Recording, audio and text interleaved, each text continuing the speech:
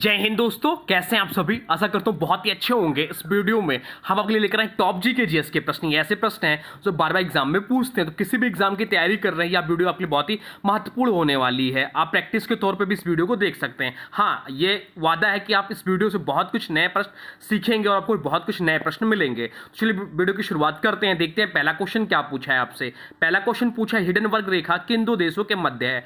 Hindenburg रेखा जो है किन दो देशों के मध्य है, ये आपसे पूछा है। जिस किसी भी क्वेश्चन राइट आंसर पता है, वीडियो को पॉज करिए, राइट आंसर कमेंट बॉक्स में लिख दीजिए। चलिए बता दीजिए इस प्रश्न का राइट आंसर। तो राइट आंसर हो जाएगा ऑप्शन बी, जर्मनी और पोलैंड।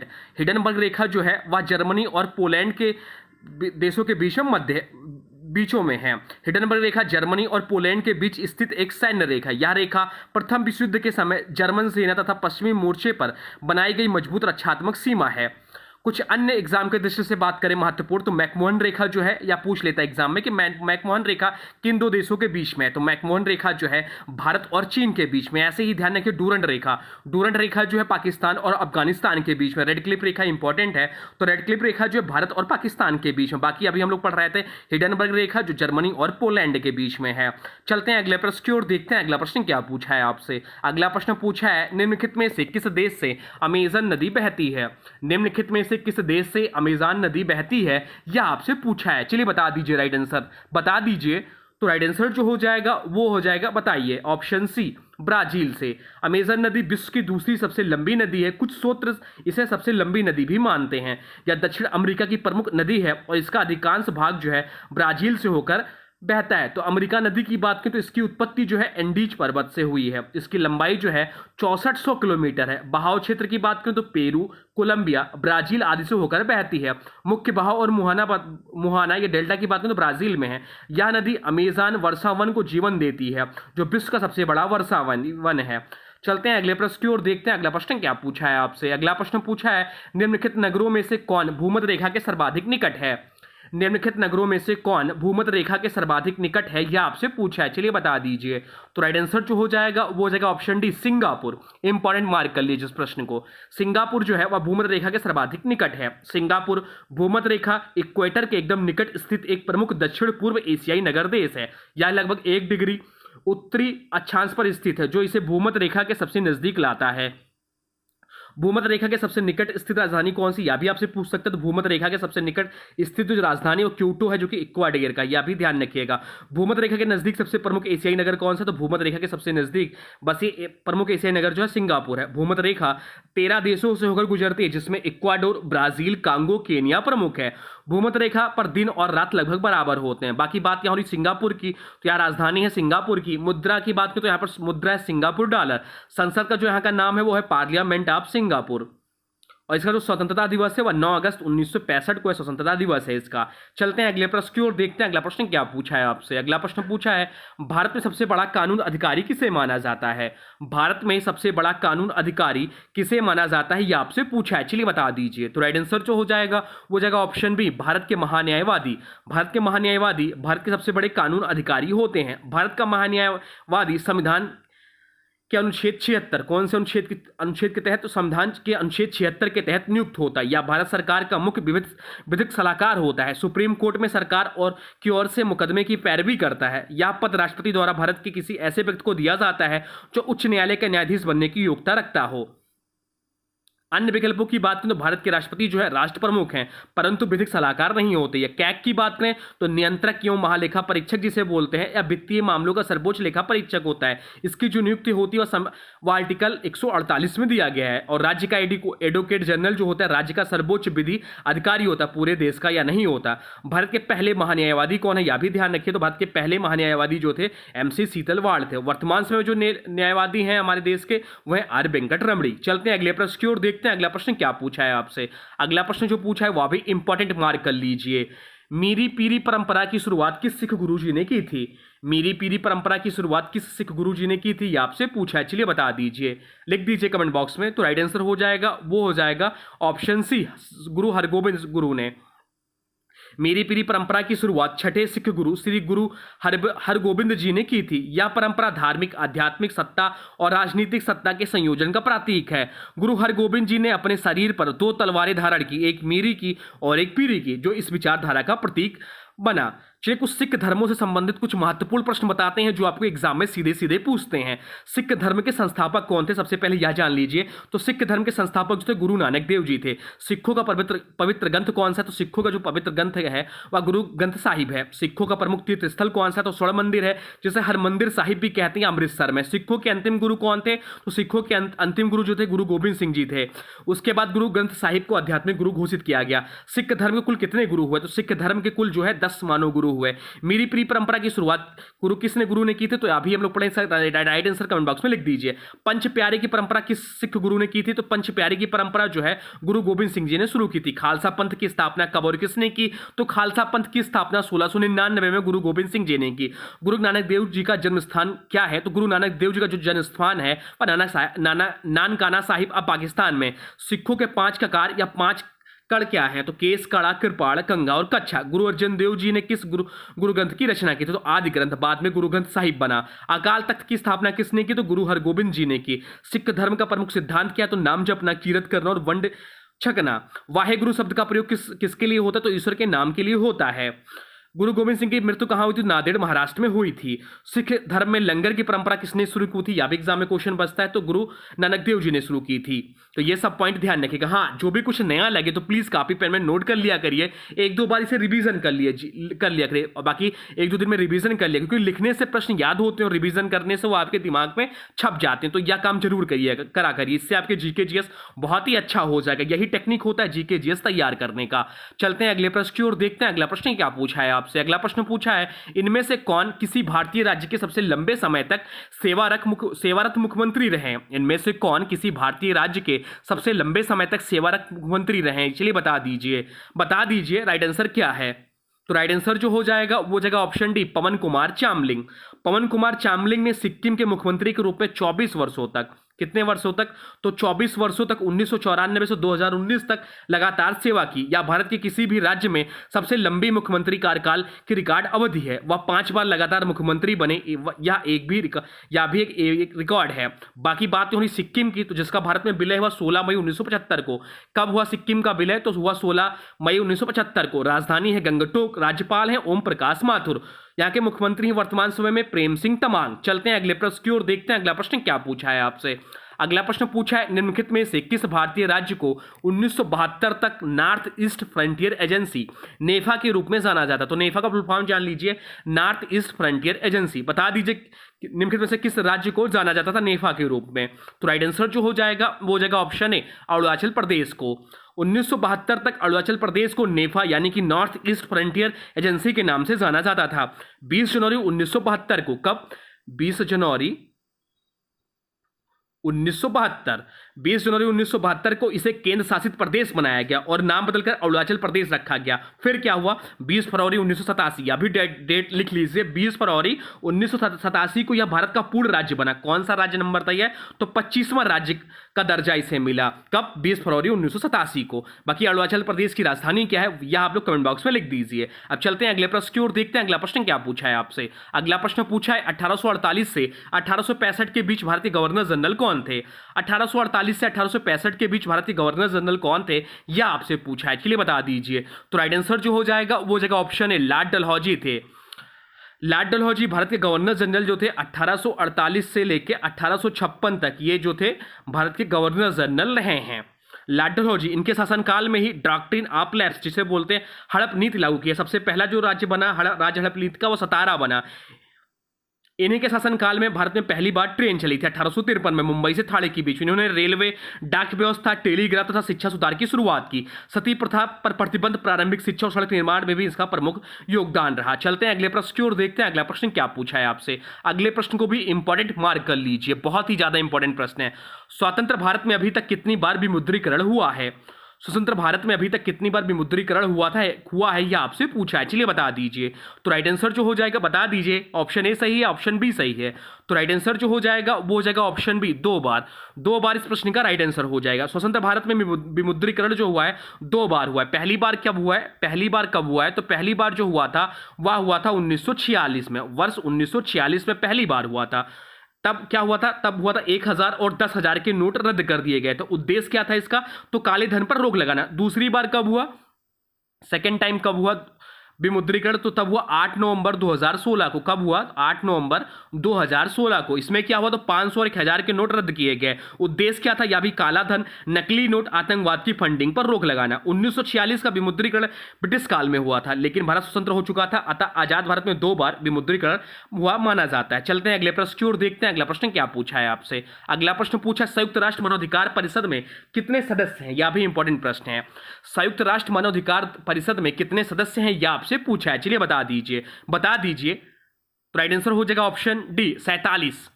संयुक्त राष्ट्र मानवाधिकार परिषद UNHRC में कुल 47 सदस्य देश होते हैं। कितने 47 सदस्य देश हैं? तो 47 सदस्य देश हैं। इसकी स्थापना जो हुई थी वह 2006 में हुई थी। कब हुई थी? तो 2006 में इसकी स्थापना हुई थी। इसका मुख्यालय कहाँ है? तो जिनेवा स्विट्जरलैंड में इसका मुख्यालय है। जिनेवा स्विट्जरलैंड में इसका मुख्यालय है। और सदस्य संख्या कितने हो जाते हैं? सदस्य संख्या है 47। कार्यकाल इसका है जो है सदस्य देशों का कार्यकाल 3 वर्ष होता है। चुनाव संयुक्त राष्ट्र महासभा द्वारा गुप्त मतदान से चुने जाते हैं। चलते हैं अगले प्रश्न की ओर, देखते हैं अगला प्रश्न क्या पूछा है आपसे। अगला प्रश्न पूछा है, यह भी इंपॉर्टेंट है, राष्ट्रीय प्रौद्योगिकी दिवस कब मनाया जाता है?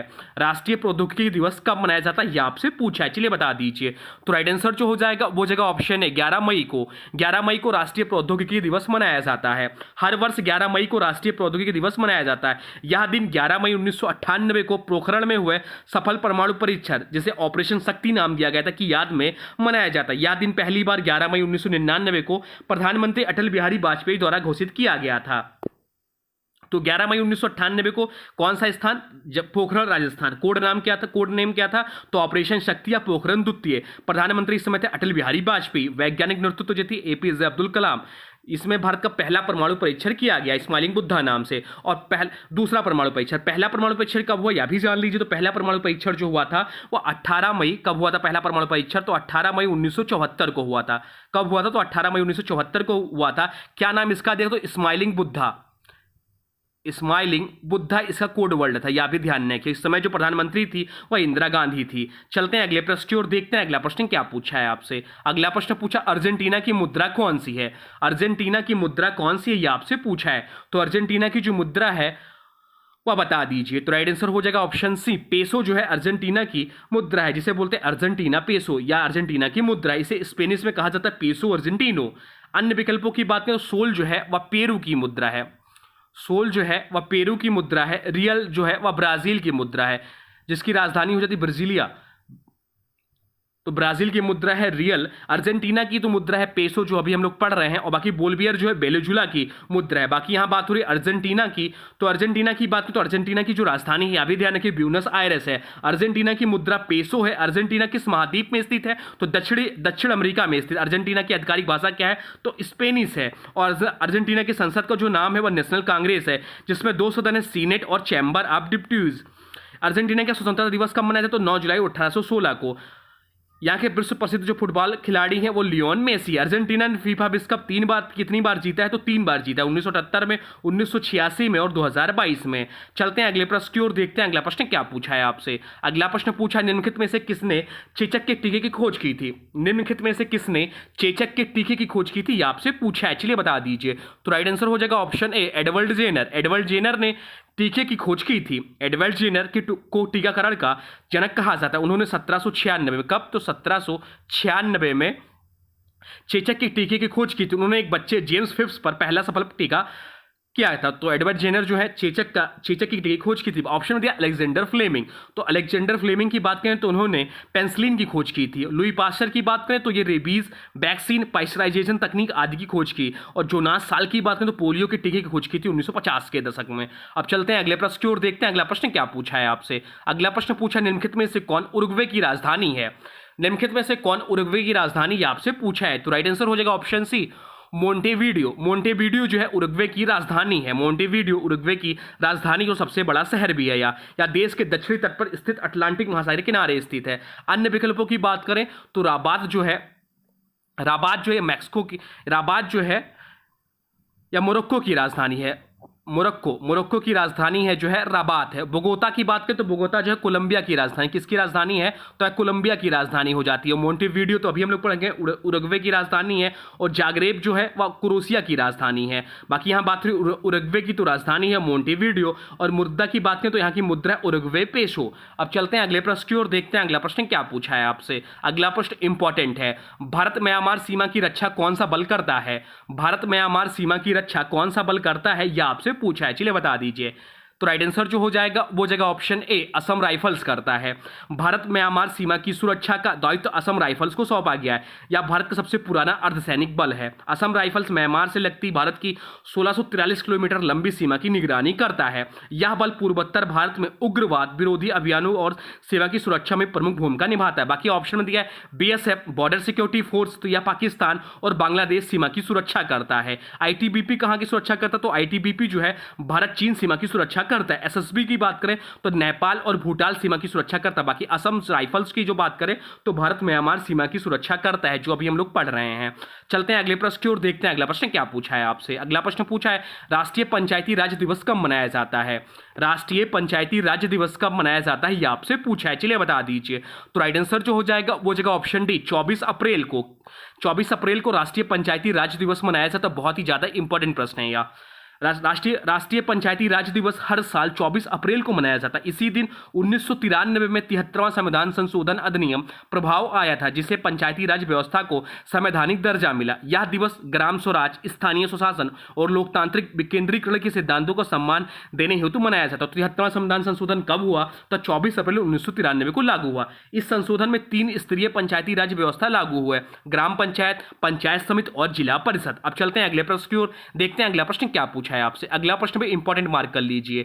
1 रुपए के नोट पर किसके हस्ताक्षर होते हैं? 1 रुपए के नोट पर किसके हस्ताक्षर होते हैं, यह आपसे पूछा है, चलिए बता दीजिए। तो राइट आंसर जो हो जाएगा इस प्रश्न का वो जाएगा ऑप्शन सी, वित्त सचिव का। 1 रुपए के नोट पर भारतीय सरकार द्वारा जारी किया जाता है। 1 रुपए का नोट जो होता है भारत सरकार द्वारा जारी किया जाता है। बाकी अन्य जो रुपए होते हैं वह रिजर्व बैंक के द्वारा जारी किया जाता है, जबकि अन्य सभी मूल्य वर्ग के नोट जैसे 2 और उससे अधिक भारतीय रिजर्व बैंक द्वारा जारी किया जाता है। बहुत ही महत्वपूर्ण है यह। इसलिए 1 रुपए के नोट पर वित्त मंत्रालय के सचिव यानी कि वित्त सचिव के हस्ताक्षर होते हैं। अन्य सभी नोट जैसे कि 2, 5, 10, 20, 50, 100, 200 और 500 या 2000 पर आरबीआई गवर्नर के हस्ताक्षर होते हैं। तो 1 रुपए के नोट पर 1917 में पहली बार जारी किया गया था। 1 रुपए का नोट जो है सरकार द्वारा जारी एकमात्र मुद्रा नोट है। इस नोट पर गवर्नमेंट ऑफ इंडिया लिखा होता है, जबकि अन्य नोटों पर रिजर्व बैंक ऑफ इंडिया लिखा जाता है। 1 रुपए के सिक्के और नोटों दोनों भारत सरकार द्वारा जारी किए जाते हैं, यह ध्यान रखिएगा। अब चलते हैं अगले प्रश्न की ओर, देखते हैं अगला प्रश्न क्या पूछा है आपसे। अगला प्रश्न पूछा है चेंजिंग इंडिया किसकी पुस्तक है? चेंजिंग इंडिया जो है या किसकी पुस्तक है, यह आपसे पूछा है। तो इसका जो राइट आंसर हो जाएगा वो जाएगा ऑप्शन बी, मनमोहन सिंह। मनमोहन सिंह इस प्रश्न का राइट आंसर हो जाएगा। मनमोहन सिंह जो है चेंजिंग इंडिया इनकी पुस्तक है। चलिए मनमोहन सिंह से संबंधित कुछ महत्वपूर्ण प्रश्न देख लेते हैं। क्वेश्चन पूछता है आपसे जनरली भारत के कौन से प्रधानमंत्री अर्थशास्त्री के रूप में प्रसिद्ध हैं? तो वर्ड आपके मनमोहन सिंह जी हैं। डॉक्टर मनमोहन सिंह भारत के कितवें प्रधानमंत्री थे? तो डॉक्टर मनमोहन सिंह जो भारत के 13वें प्रधानमंत्री थे। कब से कब तक? तो 2004 से 2014 तक या देश के प्रधानमंत्री रहे हैं। डॉक्टर मनमोहन सिंह 2 बार किस पार्टी के प्रधानमंत्री बने? तो भारतीय राष्ट्रीय कांग्रेस के। डॉक्टर मनमोहन सिंह ने प्रधानमंत्री पद से पहले कौन सा प्रमुख पद संभाला है? तो वित्त मंत्री रहे हैं 1991 से 1996 तक। बाकी ऑप्शन में दिया इंदिरा गांधी। तो हालांकि इंदिरा गांधी ने स्वयं कोई विस्तृत आत्मकथा नहीं लिखी, लेकिन इनसे जुड़ी कई किताबें जैसे कि माई ट्रूथ, इंदिरा गांधी द्वारा लिखित एक प्रसिद्ध आत्मकथात्मक पुस्तक, और एक है letter to my grandchildren, Indira Gandhi द्वारा इनके जीवन पर विचारों पर आधारित प्रश्न है। बाकी अमृत सेन की बात की तो उन्हें 1998 में अर्थशास्त्र का नोबेल पुरस्कार मिला है। इनकी जो प्रसिद्ध पुस्तक है वह the agreement Indian development as freedom इनकी प्रमुख पुस्तक है। और नरेंद्र मोदी की बात करें तो एग्जाम वॉरियर्स, ज्योतिपुंज, ये सभी इनके प्रमुख पुस्तकें हैं नरेंद्र मोदी जी का। चलते हैं अगले प्रश्न की ओर, देखते हैं अगला प्रश्न क्या पूछा है आपसे। अगला प्रश्न पूछा है भारत का जीएसटी किस देश के जीएसटी मॉडल पर आधारित है? भारत का जो जीएसटी है वह किस देश के जीएसटी मॉडल पर आधारित है, यह आपसे पूछा है, चलिए बता दीजिए। तो राइट आंसर जो हो जाएगा वो जाएगा ऑप्शन बी, कनाडा के। भारत का जीएसटी जो है कनाडा देश के जीएसटी मॉडल पर आधारित। चलिए जीएसटी से महत्वपूर्ण जान लेते हैं एग्जाम के दृष्टि से। तो जीएसटी का पूर्ण रूप क्या है? तो जीएसटी का पूर्ण रूप जो है गुड्स एंड सर्विस टैक्स है। भारत में जीएसटी कब लागू हुआ था? तो भारत में जीएसटी जो लागू हुआ था 1 जुलाई 2017 को लागू हुआ था। जीएसटी को भारत को किस संविधान संशोधन द्वारा लागू किया गया था? तो जीएसटी को भारत में 101वां संविधान संशोधन अधिनियम 2016 के तहत लागू किया गया था। भारत का जीएसटी मॉडल किस देश पर आधारित है? तो यह भी हम लोग पढ़े, इसका राइट आंसर आप लोग कमेंट बॉक्स में लिख दीजिए। जीएसटी लागू करने वाला पहला देश कौन सा था? तो जीएसटी लागू करने वाला पहला देश जो था वह फ्रांस था, 1954 में लागू किया। एक क्वेश्चन पूछता है जीएसटी लागू करने वाला भारत का पहला राज्य कौन सा था? तो जीएसटी लागू करने वाला भारत का पहला राज्य जो था वह असम था। अब चलते हैं अगले प्रश्न की ओर, देखते हैं अगला प्रश्न क्या पूछा है आपसे। अगला प्रश्न पूछा है श्रीलंका का राष्ट्रीय खेल कौन सा है? श्रीलंका का राष्ट्रीय खेल कौन सा है यह आपसे पूछा है, चलिए बता दीजिए। तो राइट आंसर जो हो जाएगा वो जाएगा ऑप्शन डी, वॉलीबॉल। वॉलीबॉल जो है श्रीलंका का राष्ट्रीय खेल है। श्रीलंका का राष्ट्रीय खेल वॉलीबॉल है और यह खेल 1916 में श्रीलंका में पहली बार खेला गया था। 1991 में से आधिकारिक रूप से राष्ट्रीय खेल घोषित किया गया। बाकी बात हो रही है श्रीलंका के बारे में जान लीजिए परीक्षा की दृष्टि से। तो श्रीलंका की राजधानी सबसे पहले जानिए क्या है। तो श्रीलंका की राजधानी जो है कोलंबो है, जो कि व्यावसायिक राजधानी, और श्री जयवर्धनेपुर कोट्टे जो है आधिकारिक राजधानी। श्रीलंका की मुद्रा क्या है? तो श्रीलंका की मुद्रा जो है श्रीलंकाई रुपया है। श्रीलंका का राष्ट्रीय खेल कौन सा है? तो श्रीलंका का राष्ट्रीय खेल अभी हम लोग पढ़े हैं, तो यह राइट आंसर कमेंट बॉक्स में लिख दीजिए। श्रीलंका का संसद का जो नाम है वो पार्लियामेंट ऑफ श्रीलंका है। श्रीलंका को पहले क्या कहा जाता था? तो श्रीलंका को पहले जो कहा जाता था सिलोन कहा जाता था। 1972 में श्रीलंका नाम अपनाया गया। भारत और श्रीलंका के बीच कौन सा जलडमरू मध्य स्थित है? तो पाक जलडमरू मध्य जो भारत और श्रीलंका के बीच स्थित है। श्रीलंका किस महासागर में स्थित? तो हिंद महासागर में स्थित है। अब चलते हैं अगले प्रश्न की ओर, देखते हैं अगला प्रश्न क्या पूछा है आपसे। अगला प्रश्न पूछा है वह भी इंपॉर्टेंट है, मुख्य सूचना आयुक्त का कार्यकाल कितने वर्षों का होता है? मुख्य सूचना आयुक्त का कार्यकाल कितने वर्षों का होता है यह आपसे पूछा, चलिए बता दीजिए। तो राइट आंसर जो हो जाएगा वो हो जाएगा ऑप्शन सी। तो अगर आप लोग ऑप्शन सी जान रहे तो आपका क्वेश्चन गलत हो जाएगा। राइट आंसर जो हो जाएगा इस प्रश्न का वो हो जाएगा ऑप्शन बी, 4 वर्षों का। बहुत ज्यादा कंफ्यूजन है इसलिए क्वेश्चन इस सेट में रखा गया, इंपॉर्टेंट भी है। मुख्य सूचना आयुक्त का कार्यकाल जो होता है वो 4 वर्षों का होता है। 2019 में सूचना का अधिकार संशोधन अधिनियम के तहत मुख्य सूचना आयुक्त और अन्य सूचना आयुक्त के कार्यकाल में बदलाव किया गया। पहले इनका कार्यकाल जो था 5 वर्ष या 65 वर्ष की आयु जो भी पहले होता था, लेकिन आरटीआई संशोधन अधिनियम 2019 के बाद यह कार्यकाल जो है 4 वर्ष कर दिया गया और सेवानिवृत्त की आयु सीमा हटा दी गई। अब चलिए इससे महत्वपूर्ण जान लेते हैं एग्जाम की दृष्टि से। तो आरटीआई अधिनियम लागू हुआ था, तो यह हुआ था 12 अक्टूबर 2005 को। आरटीआई संशोधन अधिनियम जो है 2019 में आया। मुख्य सूचना आयुक्त की नियुक्ति जो होती है राष्ट्रपति द्वारा प्रधानमंत्री, कैबिनेट मंत्री और विपक्ष के नेता की समिति की सिफारिश पर होती है। वर्तमान में इनका जो कार्यकाल टाइम है वो 4 वर्ष है। आरटीआई एक्ट 2019 के अनुसार सूचना आयोग एक संवैधानिक निकाय नहीं है बल्कि एक वैधानिक निकाय है। चलते हैं अगले प्रश्न की ओर, देखते हैं अगला प्रश्न क्या पूछा है आपसे। अगला प्रश्न पूछा है रविन्द्रनाथ टैगोर को गुरुदेव की उपाधि किसने प्रदान की थी? रविन्द्रनाथ टैगोर को गुरुदेव की उपाधि किसने प्रदान की थी यह आपसे पूछा है। यह भी इंपॉर्टेंट प्रश्न है, बता दीजिए। तो राइट आंसर हो जाएगा ऑप्शन सी, महात्मा गांधी ने।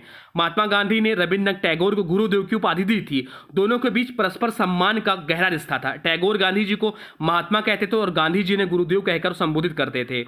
रविन्द्रनाथ टैगोर के बारे में महत्वपूर्ण जान लीजिए जो एग्जाम में पूछता है। तो रविन्द्रनाथ टैगोर एशिया के पहले नोबेल पुरस्कार विजेता थे 1913 में अपने साहित्य के लिए। तो कौन से इनका साहित्य? तो गीतांजलि के लिए, उन्होंने जनगण मन की रचना की जो भारत का राष्ट्रगान है। इन्होंने बांग्लादेश का जो राष्ट्रगान है अमार सोनार बांग्ला, उसकी भी इन्होंने रचना की है। टैगोर ने शांति निकेतन की स्थापना की जो बाद में विश्व भारती विश्वविद्यालय बना। गांधी जी ने इन्हें गुरुदेव और टैगोर ने गांधी को महात्मा कहा। टैगोर ने 1919 में जालियांवाला बाग हत्याकांड के विरोध में अंग्रेजों से मिली नाइटहुड की उपाधि लौटा दी थी। चलते हैं अगले प्रश्न की ओर, देखते हैं अगला प्रश्न क्या पूछा है आपसे। अगला प्रश्न पूछा है 2016 के विमुद्रीकरण के समय भारतीय रिजर्व बैंक के गवर्नर कौन थे? 2016 के विमुद्रीकरण के समय भारतीय रिजर्व बैंक के गवर्नर कौन थे यह आपसे पूछा है, चलिए बता दीजिए। तो राइट आंसर जो हो जाएगा वो हो जाएगा ऑप्शन बी, उर्जित पटेल थे उस समय गवर्नर। यह भी इंपॉर्टेंट है परीक्षा की दृष्टि से आने वाले। उर्जित पटेल उस समय गवर्नर थे 2016 के विमुद्रीकरण के समय। भारत में 8 नवंबर 2016 को प्रधानमंत्री नरेंद्र मोदी ने 500 और 1000 रुपए के पुराने नोटों को चलन से बाहर करने की घोषणा की। तो इस समय जो गवर्नर थे वो थे आपके उर्जित पटेल। चलते हैं अगले प्रश्न की ओर, देखते हैं अगला प्रश्न क्या पूछा है आपसे। अगला प्रश्न पूछा निम्नलिखित में से कौन सा सही सुमेलित नहीं है? निम्नलिखित में से कौन सही सुमेलित नहीं है यह आपसे पूछा है।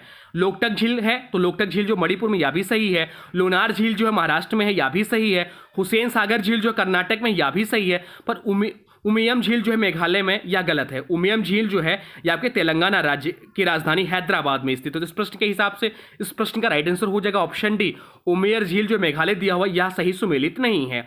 हुसैन सागर झील वास्तव में तेलंगाना राज्य की राजधानी हैदराबाद में स्थित है। नहीं, इस प्रश्न का राइट आंसर हो जाएगा ऑप्शन सी, ऑप्शन सी इस प्रश्न का राइट आंसर हो जाएगा। हुसैन सागर झील जो है वह आपका कर्नाटक राज्य में नहीं है बल्कि तेलंगाना की राजधानी हैदराबाद में स्थित है। उमियम झील तो मेघालय में स्थित है। सॉरी, इस प्रश्न के लिए एक बार करेक्ट कर लीजिएगा कि हुसैन सागर झील जो है कर्नाटक में नहीं है, या उमियम या जो है यह आपके हैदराबाद में स्थित है। तो हुसैन सागर झील वास्तव में तेलंगाना राज्य की राजधानी हैदराबाद में स्थित है, ना कि कर्नाटक में। यह एक कृत्रिम झील है जिसे 1562 में इब्राहिम कुली कुतुब शाह के शासनकाल में बनाया गया था। बाकी लोकटक झील जो है मणिपुर में, या फ्लोटिंग नेशनल पार्क केबॉइल लामजाओ इसी में स्थित है। नूलार झील की बात करें तो यह महाराष्ट्र में है, या एक ज्वालामुखी क्रेटर से बनी झील है जो खारे पानी की है। हुसैन सागर झील जो कि तेलंगाना में है, ना कि कर्नाटक में, झील के बीच बुद्ध प्रतिमा स्थित है। उमियम झील जो कि मेघालय में, इसे बड़ा पानी भी कहते हैं। यह एक मानव निर्मित जलाशय है जो पर्यटन के लिए प्रसिद्ध है।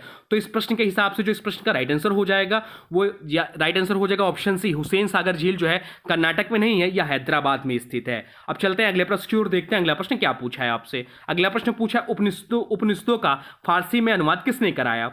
उपनिषदों का फारसी में अनुवाद किसने कराया, यह आपसे पूछा है। चलिए बता दीजिए। तो राइट आंसर जो हो जाएगा वो जाएगा ऑप्शन सी, दारासिको ने उपनिषदों का फारसी में अनुवाद कराया। दारासिको को भारतीय दर्शन, योग और उपनिषदों में गहरी रुचि थी। उसने भागवत गीता, योग वशिष्ठ और उपनिषदों का फारसी में अनुवाद कराया। उपनिषदों के फारसी अनुवाद सिर-ए-अकबर में 50 से अधिक उपनिषदों का संग्रह है।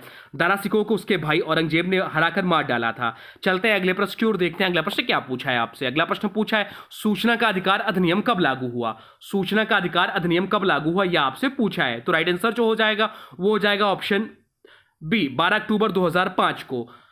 सूचना का अधिकार अधिनियम 2005 को 12 अक्टूबर 2005 को से पूरे देश में लागू किया गया। इस अधिनियम के तहत नागरिकों को सरकार से जानकारी मांगने का अधिकार प्राप्त हुआ। यह अधिनियम 15 जून 2005 को पारित हुआ था और 12 अक्टूबर 2005 को लागू हुआ। इसमें प्रत्येक नागरिक को सरकारी विभागों से सूचना मांगने का अधिकार दिया गया। सूचना के लिए आवेदन देने पर 30 दिन के भीतर जवाब देना अनिवार्य है। अधिनियम के तहत सूचना आयुक्त और मुख्य सूचना आयुक्त की नियुक्ति की गई थी। यह अधिनियम संविधान के अनुच्छेद 19 एक के तहत अभिव्यक्ति की स्वतंत्रता से प्रेरित है। चलते हैं अगले प्रश्न की ओर, देखते हैं अगला प्रश्न क्या पूछा है आपसे। अगला प्रश्न पूछा है भारत के इनमें से किस राज्य में साझो त्योहार मनाया जाता है। भारत के इनमें से किस राज्य में साझो त्योहार मनाया जाता है, यह आपसे पूछा है। तो राइट आंसर जो हो जाएगा वो जाएगा ऑप्शन सी, हिमाचल प्रदेश में। साझो त्योहार हिमाचल प्रदेश से ग्रामीण और पहाड़ी क्षेत्रों में मनाया जाता है। यह त्योहार विशेष रूप से महिलाओं द्वारा मनाया जाता है, जिसमें वह देवताओं को विदा करते हैं जो पर्वतीय मान्यता अनुसार सर्दियों में स्वर्ग चले जाते हैं। हिमाचल प्रदेश के अन्य प्रसिद्ध त्योहार जो है वो है फागली, मिंजर मेला, कुल्लू दशहरा और लोसर, जिसे लाहौल स्पीति भी बोलते हैं। यह हिमाचल प्रदेश के अन्य प्रसिद्ध त्योहार। हिमाचल प्रदेश को देवभूमि भी कहा जाता है। चलते हैं अगले प्रश्न की ओर, देखते हैं अगला प्रश्न क्या पूछा है आपसे। अगला प्रश्न पूछा है स्वर्णिम पैगोडा का देश किसे कहा जाता है। स्वर्णिम पैगोडा का देश किसे कहा जाता है, यह पूछा है आपसे। चलिए बता दीजिए। तो राइट आंसर जो हो जाएगा वो जाएगा ऑप्शन सी, म्यांमार को कहा जाता है स्वर्णिम पैगोडा का देश। क्यों कहा जाता है, तो यह इसलिए कहा जाता है क्योंकि यहां पे बहुत सारे जो है पहाड़ हैं। बाकी बात यहाँ म्यांमार की, तो म्यांमार की जो राजधानी क्या है, तो म्यांमार की राजधानी जो है वो नेपिडा है। पहले रंगून राजधानी थी। म्यांमार की मुद्रा क्या है, तो क्याट है। म्यांमार को किस नाम से जाना है, तो बर्मा के नाम से पहले जानते थे, इसका पुराना नाम था। म्यांमार किस नीति के लिए प्रसिद्ध है, तो स्वर्णिम पैगोडा का देश कहा जाता है। म्यांमार का सबसे प्रसिद्ध स्तूप कौन सा है, तो सेडेगोना पैगोडा जो है यहाँ का प्रसिद्ध सबसे प्रसिद्ध स्तूप है। म्यांमार की सबसे लंबी नदी कौन सी, तो इरावदी नदी जो है म्यांमार की सबसे लंबी नदी है। भारत में म्यांमार की सीमा किन राज्यों से लगती है, तो अरुणाचल प्रदेश, नागालैंड, मणिपुर, मिजोरम से लगती है। अब चलते हैं अगले प्रश्न की ओर, देखते हैं अगला प्रश्न क्या पूछा है आपसे। अगला प्रश्न पूछा है निम्नलिखित में से कौन सा राज्य भूटान के साथ सीमा नहीं बनाता है। निम्नलिखित में से कौन सा राज्य जो है भूटान के साथ सीमा नहीं बनाता, यह आपसे पूछा है। तो इस प्रश्न का जो राइट आंसर हो जाएगा वो हो जाएगा सिक्किम बनाता है, पश्चिम बंगाल बनाता है, असम बनाता है। कौन नहीं बनाता है, तो बिहार नहीं बनाता। तो इस प्रश्न का जो राइट आंसर हो जाएगा वो जाएगा ऑप्शन डी, बिहार इस प्रश्न का राइट आंसर हो जाएगा। यह जो है भूटान देश के साथ सीमा नहीं बनाता है। भारत के जिन राज्यों की भूटान के साथ अंतर्राष्ट्रीय सीमा लगती है वो है सिक्किम, पश्चिम बंगाल, असम और अरुणाचल प्रदेश, जबकि बिहार की भूटान से साथ कोई भी सीमा नहीं लगती। चलिए भूटान से संबंधित कुछ महत्वपूर्ण जान लेते हैं। भूटान की राजधानी जो है थिम्पू है। भूटान की मुद्रा की बात करें तो नगुतलम है, या भारतीय रुपए के बराबर चलता है। भूटान की आधिकारिक भाषा जो है जोखंगा है। अब चलते हैं अगले प्रश्न की ओर, जो कि आज का अंतिम प्रश्न है। चलिए देखते हैं आज का अंतिम प्रश्न क्या पूछा है आपसे। आज का अंतिम प्रश्न पूछा है निम्न में से कौन सी ट्रेन भारत पर बांग्लादेश के बीच नहीं चलती है। निम्न में से कौन सी ट्रेन जो है भारत और बांग्लादेश के बीच नहीं चलती, यह आपसे पूछा है। भारत और बांग्लादेश के बीच नहीं चलती, या आपसे पूछे तो बंधन एक्सप्रेस या भी भारत बांग्लादेश के बीच चलती है, मैत्री एक्सप्रेस या भी भारत बांग्लादेश के बीच चलती है, मिताली एक्सप्रेस या भी भारत और बांग्लादेश के बीच चलती है, समझौता एक्सप्रेस है जो है या भारत और बांग्लादेश के बीच नहीं चलती, या भारत और पाकिस्तान के बीच चलती। कहाँ किसके बीच चलती है? तो भारत वर्सेस भारत और पाकिस्तान के बीच चलती है, हमारा नल्ला पाकिस्तान के बीच साथ चलती है या ट्रेन समझौता एक्सप्रेस। समझौता एक्सप्रेस भारत और पाकिस्तान के बीच चलने वाली ट्रेन है, ना कि बांग्लादेश के साथ। जबकि बंधजन एक्सप्रेस, मैत्री एक्सप्रेस और मिताली एक्सप्रेस तीनों ही बांग्लादेश और भारत के बीच संचालित अंतर्राष्ट्रीय ट्रेन सेवाएं। बाकी यहाँ बात हुई बांग्लादेश की, तो बांग्लादेश की राजधानी जो है वह ढाका है। बांग्लादेश की मुद्रा की बात करें तो बांग्लादेश की मुद्रा टका है। बांग्लादेश की आधिकारिक भाषा क्या है? तो बांग्ला है। बांग्लादेश की संसद का नाम जो है जातीय संसद है। बांग्लादेश की स्वतंत्रता किस देश से हुई? तो पाकिस्तान से 1971 में। बांग्लादेश का स्वतंत्रता दिवस कब मनाया जाता है? तो 26 मार्च को। बांग्लादेश का राष्ट्रीय पशु कौन सा? तो रॉयल बंगाल टाइगर है। बांग्लादेश की सबसे लंबी नदी कौन सी है? तो पद्मा नदी, जो कि गंगा का स्थानीय नाम है। भारत और बांग्लादेश के बीच चलने वाली ट्रेन अभी हम लोग पढ़ रहे थे, तो आप लोग कमेंट बॉक्स में लिख दीजिए। बाकी बांग्लादेश के प्रथम राष्ट्रपति कौन थे? तो शेख मुजीबुर रहमान थे। तो ये रहे टॉप 30 जीके जीएस के प्रश्न, जो बहुत ही ज्यादा इंपॉर्टेंट है। अब आज की वीडियो से प्रश्न है, इसका राइट आंसर आप लोग कमेंट बॉक्स में बताना है। आज की वीडियो से प्रश्न है, राष्ट्रीय प्रौद्योगिकी दिवस कब मनाया जाता है? राष्ट्रीय प्रौद्योगिकी दिवस कब मनाया जाता है, या आज आपके लिए प्रश्न पूछा गया है, इसका राइट आंसर आप लोग कमेंट बॉक्स में बताना है। और हाँ, वीडियो कैसा है यह भी कमेंट बॉक्स में जरूर बताएगा, और वीडियो कैसा लगा इसके बारे में भी, और वीडियो के बारे में कोई सुझाव तो अभी कमेंट बॉक्स में लिख दीजिए। और हाँ, देखिए अभी तक आपने वीडियो को लाइक नहीं किया है तो प्लीज वीडियो को लाइक कर दीजिए और वीडियो को शेयर कर दीजिए। आपके लिए बहुत ही मेहनत की जा रही है, तो प्लीज वीडियो को शेयर जरूर करिए करिए और वीडियो को लाइक भी क्या करिए। तो चलिए मिलते हैं नए वीडियो में, तब तक के लिए thanks for watching railway exam target. For more update please subscribe railway exam target channel को। जय हिंद।